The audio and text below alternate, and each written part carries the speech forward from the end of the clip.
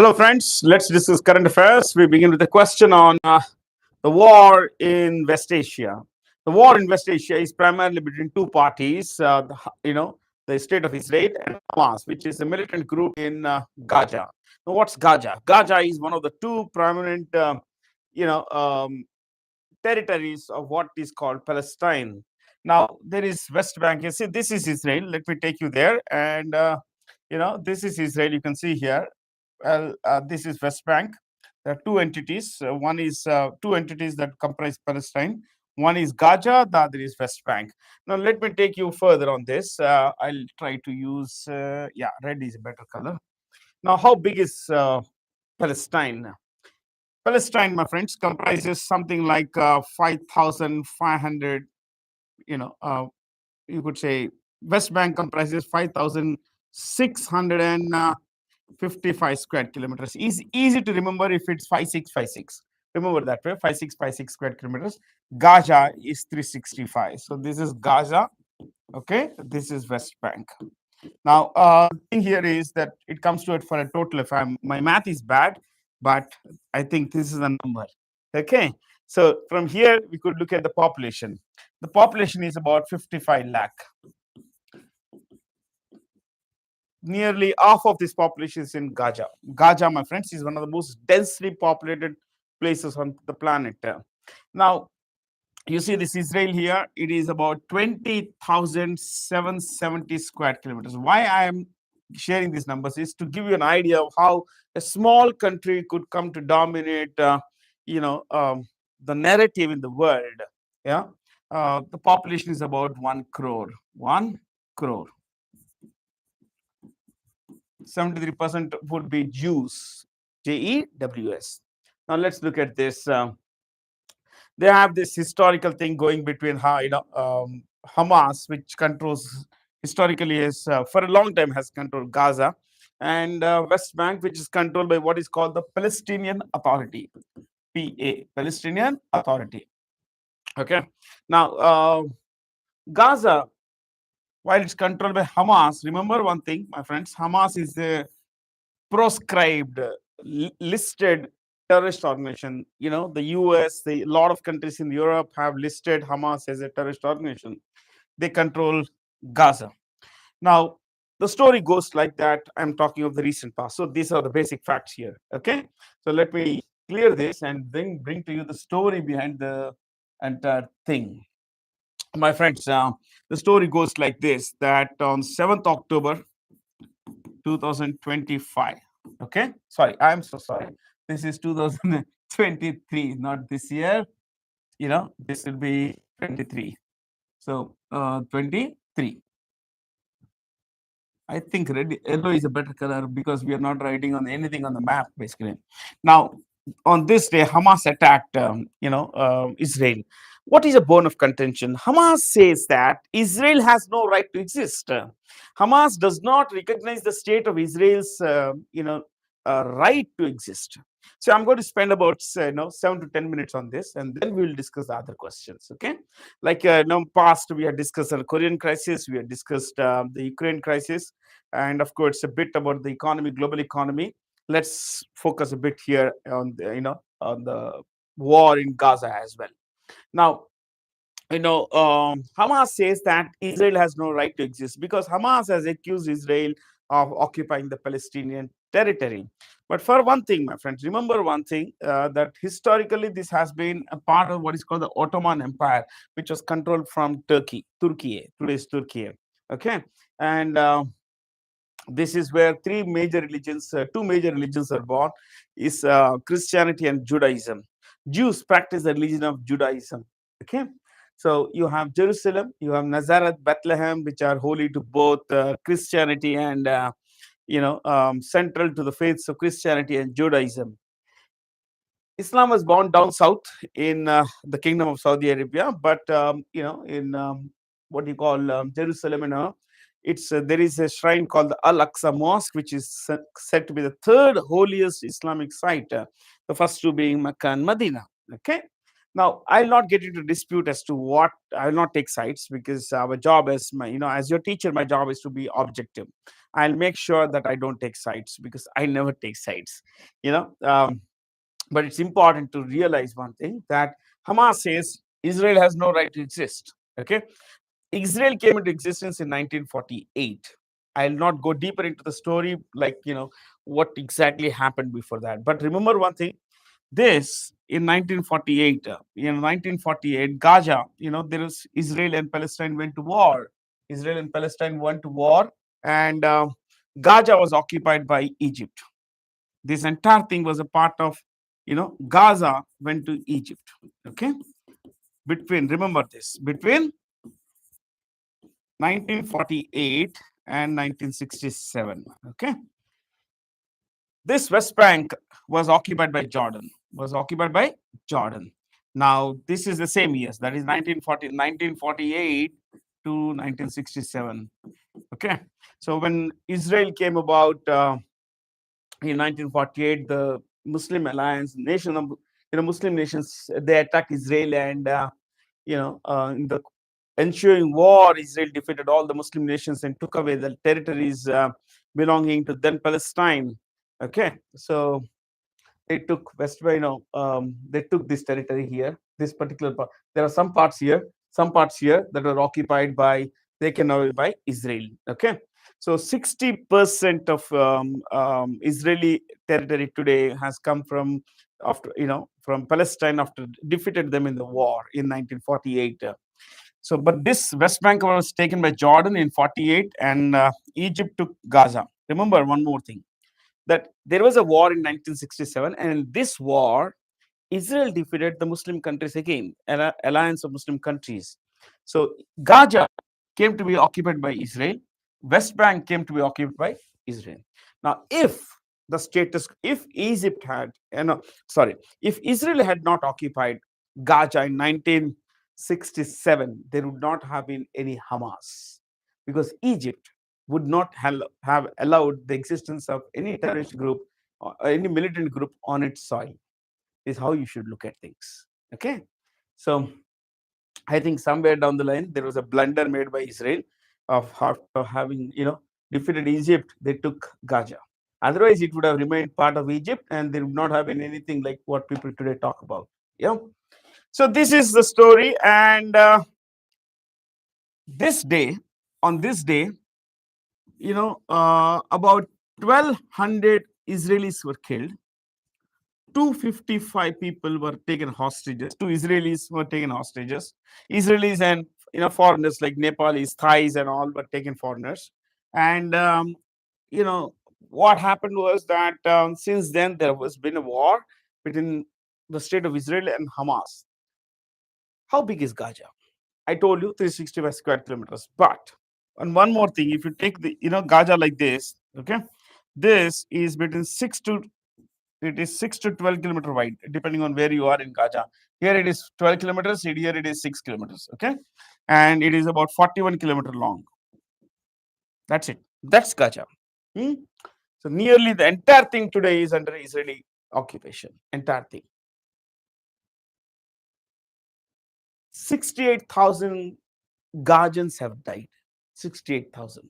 Now, there is no clarity as to how many of these were terrorists and how many were civilians, women, children. On all wars, people become casual. All kinds of civilians become casualty. Yeah. So now there is a deal. The deal has been brokered by 4 countries. So I'll clear all of these things. Okay. See, as I told you, I won't take sides. I didn't take any side. Okay. Now, this is a resort town. Sharm el-Sheikh is a resort town in Egypt. Now, it was brokered by the United States. Okay. Then on one side, the deal was between Israel and Hamas. Assisting the US were 3 countries. Okay. Turkey. Was it? Turkey. Then Qatar. And of course, Egypt, the host country. So these 3 countries plus US helped in deal making. What's the deal about? The deal is very simple. The deal is that, one, Hamas releases all the living hostages and the dead bodies of hostages. Okay, whatever Hamas has control over, has possession of dead bodies and all of the hostages, they should be returned. Two, Hamas should de-arm, demilitarization of Gaza. Of course, Hamas has not been very active about this. Three, that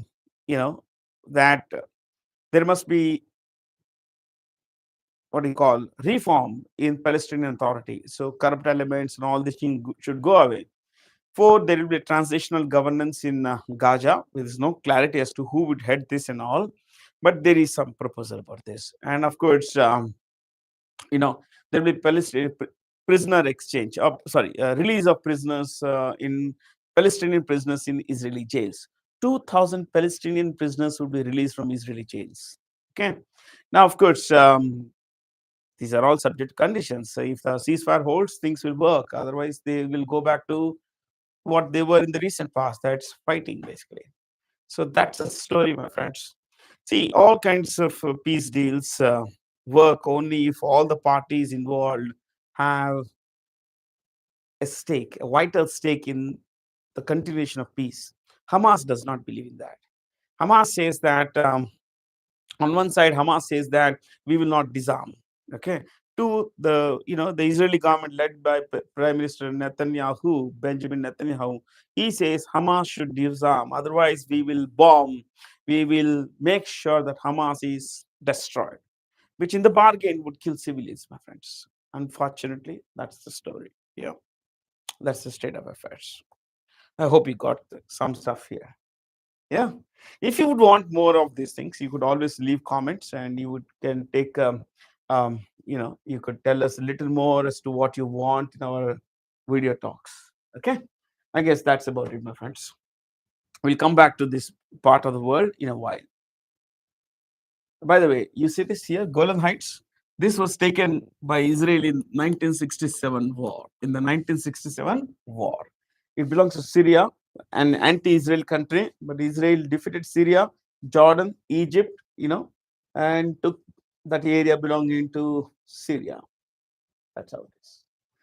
Jerusalem is the capital of Israel on paper, but for all practical purposes, since it's not accepted by a lot of countries, the embassies are based in Tel Aviv. Tel Aviv, though the US has opened an embassy in Jerusalem. Which country has won the World Badminton Federation or Badminton World Federation Junior Mixed Team Championship for the 15th time? Well, China did. There were 8 gold medals, of which China won 4. So 4 by 8. 8 gold medals at stake. 4 won China. And what about India? India won 2 medals. 2 medals. And of these 2 medals, one was a silver medal won by Tanvi Sharma. Tanvi Sharma. And one was bronze. So Tanvi Sharma secured India's highest medal. That's the silver medal at this championship. These were, held in Guwahati. Patrick Hermanin is a new president of, you can see here, what is it? Seychelles. This is Seychelles. Oh my God, I think I'm covering the map for you. This is Seychelles. Okay, the group of islands, once ruled by France, now it's an independent country. Yeah, Seychelles, the capital is Victoria. What is it? Victoria. This is the president. Now, a lot of people here in Seychelles are of Indian origin. The previous president is a guy called Ram Kalawan. Ram Kalawan. So, Weval Ram Kalawan. But look at Mauritius. I'll make you familiar with Mauritius, Comoros, Madagascar, Mozambique. This is Mauritius. Okay, it's a part of Africa. This is Comoros, and of course, Mozambique here. Okay, the capitals are already mentioned, but any which way, I'll mention this. Port Louis. Port Louis. The Prime Minister is Naveen Ramgoolam. Naveen Ramgoolam. Okay, I'll write it in full. Naveen Ramgoolam. Sorry, Ramgoolam. That's the Prime Minister of Mauritius. Comoros. If you observe the map carefully, it's the capital is Moroni. And the Prime Minister is Azali sorry, the president is Azali Assoumani. Assoumani. He was there in India for the G20 summit when we had this in, I think, 2023. And that is when African Union was absorbed into the G20 as its 21st member. Please note that Comoros was the president at that time. Okay. Comoros was heading the African Union at that time. And this guy was the president of the African Union. Madagascar, that's a pretty big island. You go down, you see there. Yeah, it's a pretty big island. It's the 4th largest island in the world. And its capital is Antananarivo. Antananarivo. And it has had a major, you could say violent change in government, brought on by the Gen Z protesters, young people. Yeah, the new president is Michael.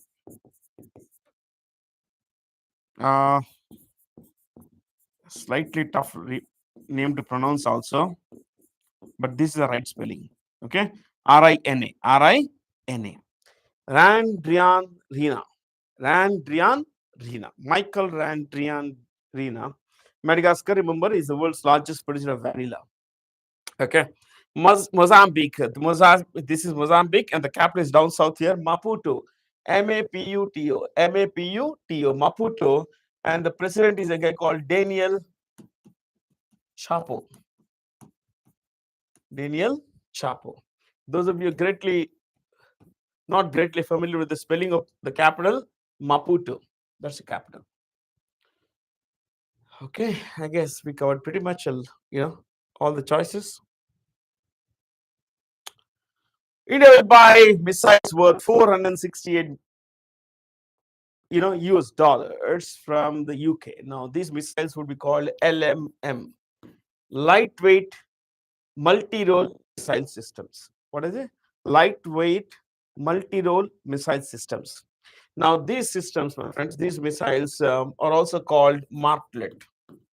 They are also called Martlet. Okay, they will help boost our security, defense, air defense security and all.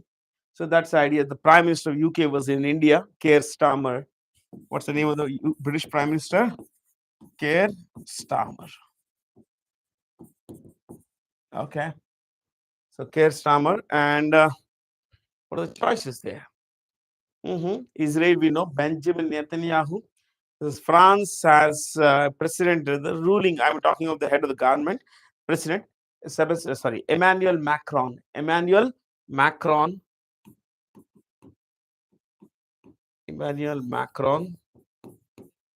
France, US, of course, Donald Trump. Spain, a prime minister called Pedro Sanchez. It's a constitutional monarchy, so there is a Raja here. Which Indian bank has devised a strategy to boost gender diversity, aiming to increase its workforce to 30% of the total workforce? Today, 27% of the workforce is women. Where the State Bank of India. The State Bank of India has 2.36 lakh employees. 2.36 lakh employees, of who 27% are women. Okay, so the idea is to bring it up to 30%. They have more officers than clerical work. You know that out of this 2.36, there are more. I think there are more officers than people in clerical positions. So who is the CEO of who is the chairperson of State Bank of India? Challa Srinivasulu Shetty. Okay, so this State Bank of India, which is India's biggest bank, overall public, both including the public and private sectors, while it's the biggest private sector, bank in India. Remember one more thing, that this bank, State Bank of India, was called the Imperial Bank of India between 1921 and 1955. 1921 is the year when 3 presidency banks merge. You don't need that information, but those after the merger, that bank came to be called the Imperial Bank of India. Imperial Bank of India, and in 55, the government of India took over, this IBI and renamed it State Bank of India. So IBI became State Bank of India in 1955. Meet Machado, Maria Corina Machado. Maria Corina Machado, he has been awarded the 2025 Nobel Peace Prize. She comes from Venezuela. Venezuela. She is an opposition leader there, and in if I'm not wrong, October 2023, she won the presidential election with nearly 92% of the votes. Yes, yes. But the current president of Venezuela, Nicolas Maduro, he nullified the election. He said this election is null and void, okay, because he lost, and that's why, you know uh, she, of course, is not in the president's office. Okay. Ever since then, she has become the leader of the Venezuelan democratic movement. And Venezuela is a dangerous country to be agitating, to be protesting the president, my friends. You don't have to say protesting against, because when you protest, you are against. Okay. So that's Venezuela for you. Pretty dangerous country. It's in northern. It's on the Atlantic coast of South America, and you should also know that its capital is Caracas. What is the capital? Caracas. She had won other major awards like the 2024. She had won the 2024 Sakharov. What happened? What is happening? Hmm? Mm-hmm. No, I don't need that information. 2024 Sakharov Award, Sakharov Prize, SAKHAROV, SAKHAROV, Sakharov Prize, which is for freedom of thought, Sakharov Prize for freedom of thought. Okay. To make you familiar with the capitals of these places, well, we have Russia. Russia's capital, as you know, is Moscow. Colombia, Bogota. What is the capital? Bogota. Bogota. Bogota. Mexico City. Peru, Lima. Donald Trump wanted to be awarded the Nobel Peace Prize this year. Well, he says that I have affected so much peace in the world. I have brought on so many violent situations have brought about a ceasefire. So I should be given a Nobel Peace Prize. Well, that's how the man is, isn't it? Yeah. Well, on 11th October 2025, what agriculture schemes were launched by the Prime Minister Narendra Modi with an outlay of a little over 35,000 crore rupees. Pradhan Mantri, Dhanya is grain. Pradhan Mantri Dhan Dhanya Krishi Yojana and Mission Atmanirbharta impulses. The idea behind the first scheme is to promote, is to focus on 100 districts, especially on farmers who have less than 2 hectares of land. 2 hectares of land. These farmers are called small and marginal farmers. What are they called? Small and marginal farmers. In India, most farmers, 98% of farmers have land holdings of less than 2 hectares. Yes, that's true. It comes from the Government of India data. 98% of Indian farmers have, land holdings of less than 2 hectares, and this particular scheme will focus on extending credit facilities, making sure that there is adequate irrigation, and these farmers can overcome problems like a low crop yield and everything. So therefore, going to focus on best practices to help boost farmers' incomes. Now, as far as mission for, by the way, what's the scheme of this? What's the budget for this? 24,000 crore this year. 24,000 crore, and that would be by 2031. This scheme will continue till 2031. So a total budget of 1.44 lakh crore or 1.4 lakh crore rupees is being allocated to Pradhan Mantri Dhan Dhanya Krishi Yojana. As far as mission for Atmanirbharta, self-reliance in muscles, pulses are concerned, pulses are, ubiquitous. They are there everywhere, but a lot of these things are imported by India. So we lose a lot of foreign exchange, not just to conserve foreign exchange, but also to boost farmers' incomes, to expand cultivation, cultivable land area for, to protect the farmer from an oversupply, in rice and wheat. Now, if there is an oversupply in rice and wheat, what would happen? Prices would crash. So that would, that would lead to lower incomes for farmers. So overall, idea is to boost farmers' incomes and to reduce dependency on foreign, that is on imports. T.T. Jagannathan, nickname the kitchen guy or kitchen mogul, kitchen king, kitchen emperor. Okay, passed away recently. He was the chairman emeritus of TTK Prestige. TT, he is the guy who started, this company called TTK Prestige. Yeah, TT is Tiruvellur. My friends in Tamil Nadu and other places where people speak in Tamil, speak Tamil. Please forgive me if I get the pronunciation wrong. I'm not Tamilian, okay? But pronunciation is a matter of my own accent. For example, in my case, I would say Tiruvellur. Vellore is a place, so I would know Tiru is brother base. That's how I'm looking at it. Tiruvellur, Tattai. Yeah, Jagannathan. Tiruvellur, yeah. Tiruvellur, Tattai, Jagannathan is a guy who started TTK Prestige. I think he started this in 1928. And he was also the finance minister of India between 1956 to 58.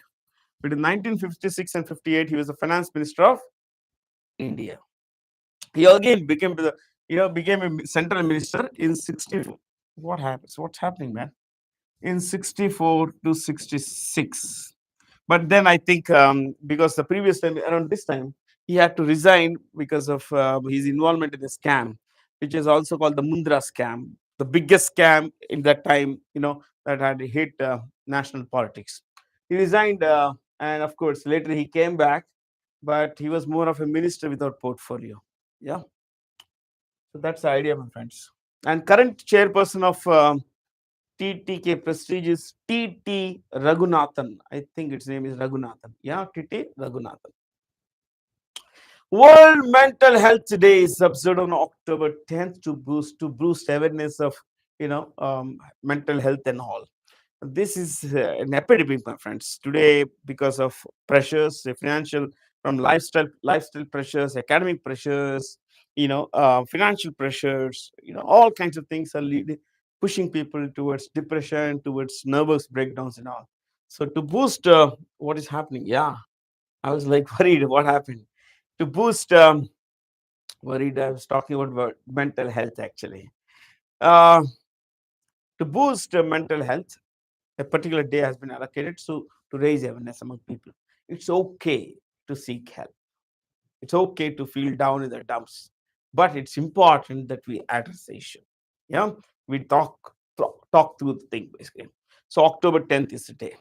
What about the rest of the days here? October 2nd, International Day of Non-Violence. This is because this is the birthday of Mahatma Gandhi.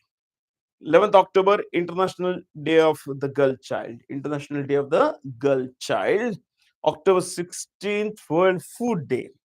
October 24th, UN Day. United Nations was formed on this day in 1945.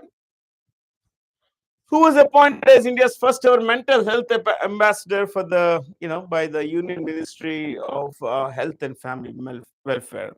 Deepika Padukone, who has often talked about her time as someone who's endured depression, everything, and she talks of it in a very matter of fact way, which is important because when it's a serious issue, but she put it in such a way that people became aware of it. And as someone who's celebrity, someone who has an iconic status in India, it's important that people come out and talk about it and make it mainstream. Yeah, that's what she did. She also has she's a founder of an organization called Live, Love, and Laugh. Nice name. Live, Love, and Laugh. Basically, it's an organization that is promoted to spreading awareness about depression, mental health, and all that stuff. And by the way, the Union Minister of Health and Family Welfare is Jagat, Prakash Nadda. Jagat Prakash Nadda. Jagat Prakash Nadda. This is an interesting question. Which port has been recognized as green hydrogen hub by the Ministry of New and Renewable Energy under the National Green Hydrogen Mission? All of these three. Deen Dayal Port is in Kandla. It's earlier it was called Kandla. Now it's called Deen Dayal Port. Okay, Pandit Deen Dayal Upadhyay. And coming to O.V. Chidambaram Port, this is what is called in a place called Toothukudi. It's you can write with an H also here. Okay, this was previously called Toothukudi. This was previously called Tuticorin. Tuticorin. And you know what? This is one of the freedom, a great man, a freedom, fought for our freedom. Swadeshi, he was a firm believer in self-reliance, Swadeshi and all. Valli Nayagam, Olaganathan, Chidambarana Pillai. That's the full name of this man. I tried to learn this. As I told you earlier, the folks in Tamil Nadu, please forgive me if I mispronounce his name. Valli Nayagan, Olaganathan, Chidambarana Pillai. He started a company called Swadeshi Steam Navigation Company to build boats, for jetty launches and all that stuff. Paradeep, of course, in Odisha. Okay. So I guess that's about it.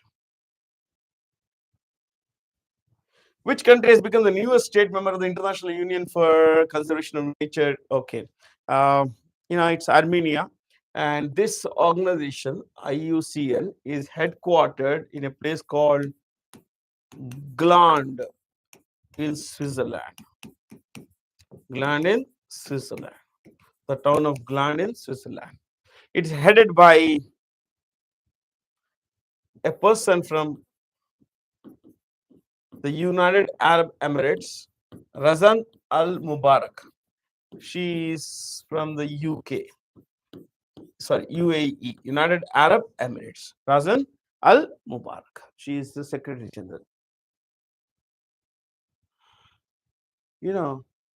Belize is in Central America. The capital is a place called Belmopan. Surprisingly, it has a city called Belize City, okay, which is a largest city. Latvia's capital is Riga. Peru, of course, we mentioned it, Lima. And depending on how you look at it, what side you take, Jerusalem is one capital of Israel. The other is Tel Aviv. Okay. The 2025 Nobel Economics Prize has been given to Joel Mokyr. He is of dual citizenship. He has a dual citizenship of US and Israel nations. Okay. Coming to Philippe Aguillon, he is from France. And Howitt is from Canada. One more thing.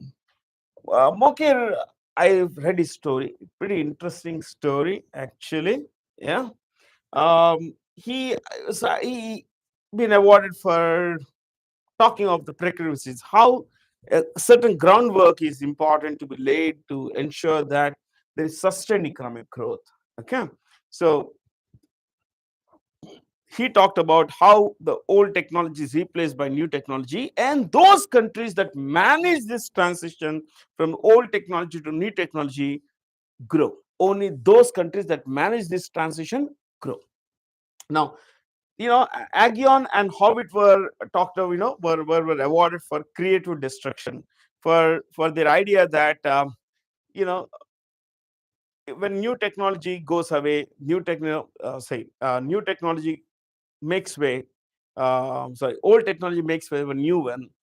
it is important that countries also see this is the same thing that but as far as Mokir is concerned, the focus was more on putting in place a certain system that would ensure sustained growth. That's the word, sustained growth. So both talked about how technology could open doors to sustained growth, but managing that transition from new older to better technologies is the key. Okay, and remember, this was not the Economics Nobel Prize was not in the will of Alfred Nobel. So there was no Economics Nobel before 1968. The first Nobel Prize was in economics. Official, this is the official name. Okay, this is the official name. It was given only in 1968. And remember one thing, that it was given on the 300th anniversary of the Bank of Sweden. This is the Bank of Sweden, Sveriges Riksbank. Okay, on its third centenary anniversary, this prize was instituted as the Nobel Economics Prize. Okay, that's about it. And the first Asian, if I'm not wrong, the first Asian to win the Economics Nobel was Amartya Sen. Amartya Sen, who will be honored with the Presidential Medal of Honor for having ended the war in Gaza and securing the hostage release, Israeli hostages release. Donald Trump. No, nothing to discuss here. Yeah, this guy is Amir, EMIR. Amir is the king, basically, sir, of Qatar. This is the ruling house. This is the ruling house. Al Thani. Abdel Fattah El Sisi is the president of Egypt. He is a military dictator, but we are okay with him. India is okay with him as long as he is in position of power, basically. Okay. Mohammed bin Zayed Al Nahyan. He is the president of the United Arab Emirates. Al Nahyan is a family of his family. His first name, the Raja's first name is Muhammad bin son of Zayed, his dad's name. So Muhammad, son of Zayed Al Thani, belonging to the house of Al Nahyan. Al Nahyan. Tamim bin Hamad. Tamim is the Raja's name. His papa's name was Hamad. The surname, the family name is Al Thani. That's how you look at things. Okay. Recep Tayyip Erdogan. He is the president of Turkey. Okay. The Indian Army hosted the conclave of chiefs of United Nations troop contributing countries in New Delhi. Yeah, New Delhi. See, this is a part of the United Nations itself, and this you should understand. A lot of countries contribute to the UN peacekeeping efforts around the world. The highest contribution is made by Nepal. Last year, they contributed 6,100 soldiers. 6,100 soldiers. And India was the second. India was the second. If I'm not wrong, India was the second. And this is for 2024 numbers. These are official numbers. More or less the same, but that's how it is. And who heads this UN peacekeeping efforts? UN peacekeeping, it's called UN peacekeeping. UN peacekeeping is headed by Under Secretary General named Jean-Pierre Lacroix. That's the name. He's from France. Okay. Okay, which beaches have been given the blue flag certification? The blue flag certification is given by the Foundation for Environmental Education, which is a Denmark-based organization. Okay, all these beaches in Maharashtra were acknowledged. 8 of them actually. Yeah. Now I want you to know one more thing. This organization, rather Blue Flag, this is the highest acknowledgement of a beach or rather anything that is environmentally sustainable. See, till date, 5,195 blue flags have been given to marinas, that is wetlands and all. I think I got the spelling wrong. Did I? Yeah, I did. Yeah. Marinas, Again, I think, yeah, marinas, tourism boats, and of course beaches. To be able to receive a blue flag, okay, all of these have to meet 33 stringent norms. So a particular boat or a particular ship or a particular marina or a boat, beach has to meet 33 criteria. You should please understand, one of these is quality of water, cleanliness, environmental protection, all of these things, safety features. Some of these are not one of these. Which bank has provided loans worth what? 70? Yeah, 75,000, nearly 75,000 crore to a little over 2.25 lakh MSMEs, micro, small, and medium enterprises. So SBI is the answer. But now look at me. What is MSME? How do you define this? Micro, small, medium.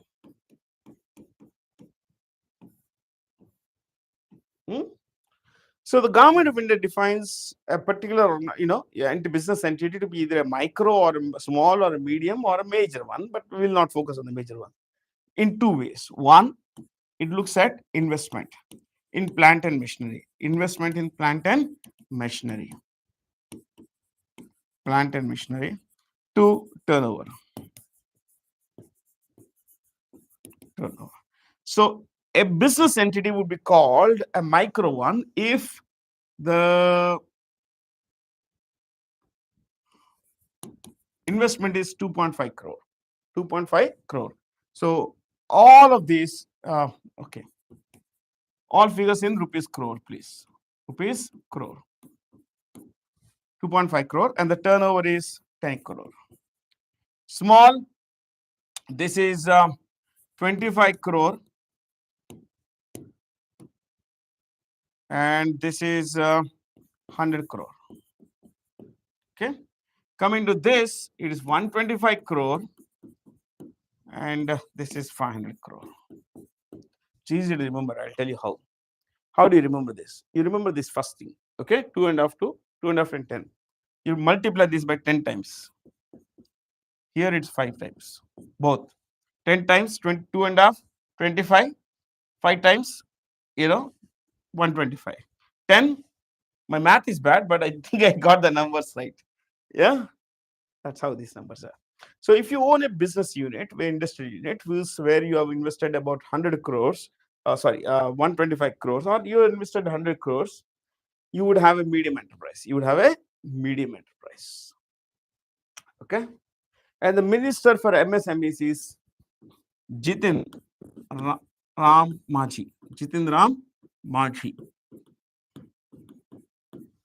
Jitin Ram Majhi. What is this?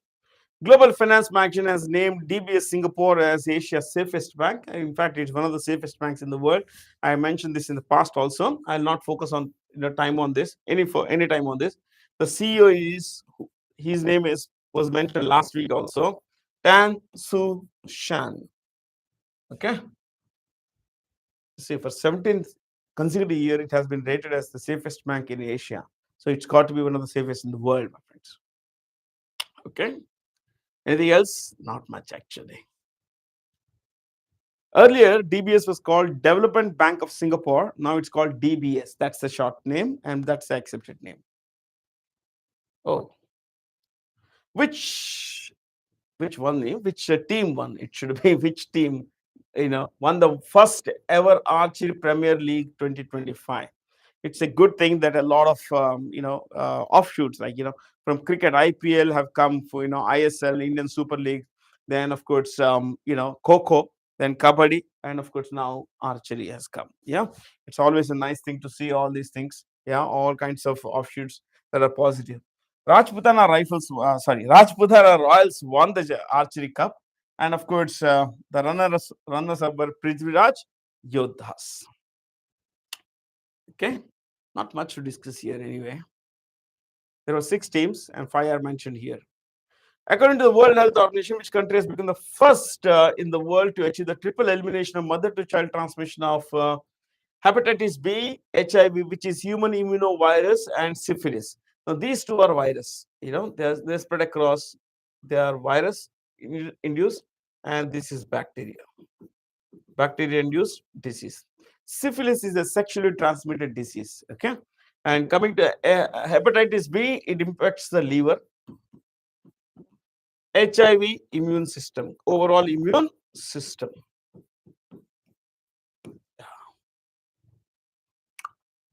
Okay. Is anything? Yeah. Maldives. What's the capital? Yeah. Mali. It's the lowest country in the world. Asia's smallest country, lowest country in the world by altitude. Okay.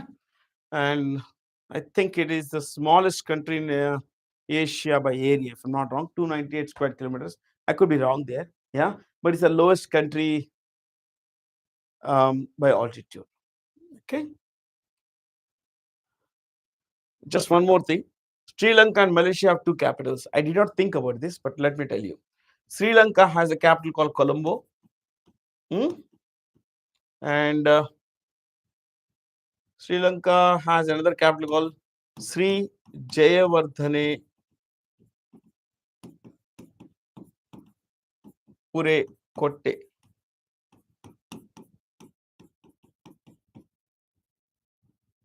Okay.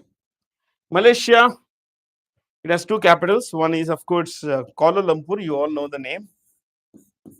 Kuala Lumpur. And the second one, of course, is Putrajaya. More of an administrative part. Yeah, Putrajaya. Indonesia has a capital called Jakarta, but a new capital is being built in a place called Nusantara. New capital of Indonesia will be in Nusantara. Okay. Google has announced that it will invest a little over $15 billion over 5 years to set up an AI data center in Visakhapatnam in Andhra Pradesh. Okay. And this will be in joint venture JV with Adani Group and Bharti Airtel Group. Bharti Airtel Group. Bharti Airtel is headed by Sunil Mittal. Sunil Mittal is a chairperson. This, of course, Gautam Adani. So Google is going to launch this AI data center in Visakhapatnam, and this will be the biggest foreign direct investment in Andhra Pradesh. One more thing. Google was started by two persons, Larry Page and what's his name? Sergey Brin. Sergey Brin. Who is the Chief Minister of Andhra Pradesh? Nara Chandrababu Naidu. Nara Chandrababu Naidu. Which entity has re-elected Mahavir Lunawat as its chairperson for a 2-year term from October 2025? Association of Investment Bankers of India. So I'll not focus on this, but let's look at some of this. NASSCOM, the IT industry body, it's headed by Sindhu Gangadharan. Sindhu Gangadharan.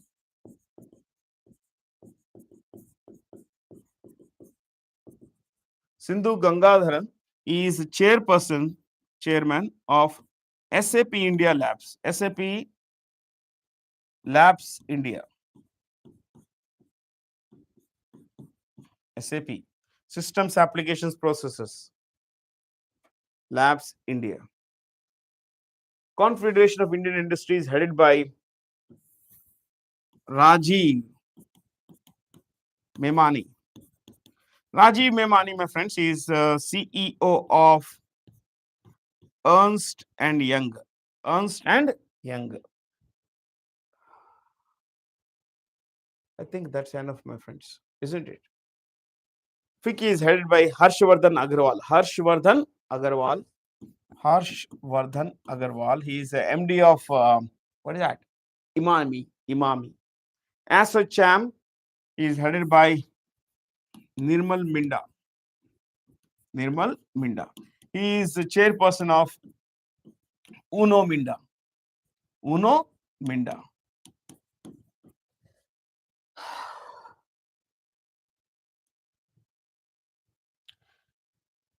Which startup will launch its maiden satellite mission Drishti, featuring the world's first multi-sensor EO, Earth Observation Satellite? So Drishti, my friends, has been built by Galaxy, okay, or Galaxy. These are the guys who started this company. Galaxy is founded by Suresh Singh, Denil, Kishan, Pranit, and Rakshit. They are building this Drishti, which is 160 kg. It is said to be the heaviest satellite built by the Indian private sector in space. Yeah. The International Monetary Fund has revised domestic India's GDP numbers up basically by 0.2%, that is from 6.4 to 6.6%.